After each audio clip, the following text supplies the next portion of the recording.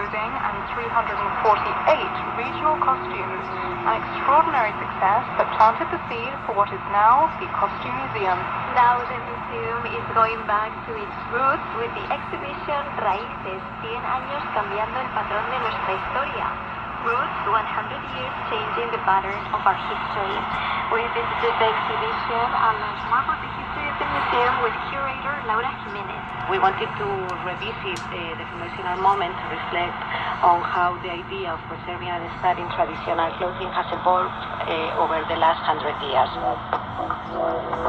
You're listening to the English language broadcast of Spanish National Radio, where we bring Spain to you through shortwave with Amy Egan and Marilyn Quintana. Today we have help from sound technician Jesus Carreras and production help from Cristina Dorado. Before we get into the rest of the broadcast, the news.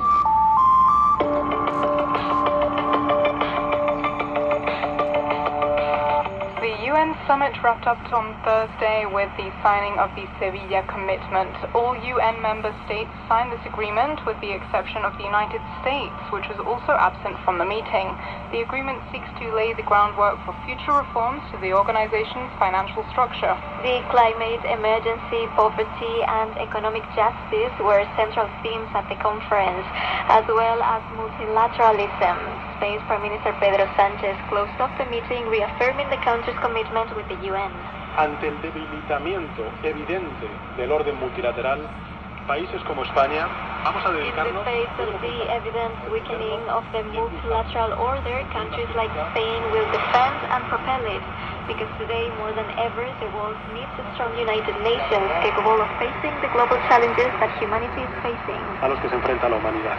Protests near the conference took place throughout the week, but they were restricted to 30 minutes on Thursday. The organizers complained about the absence of the civil society in the negotiations and considered that the Sevilla Commitment was not enough. They asked for measures to reduce the debt and increase taxation for polluting companies.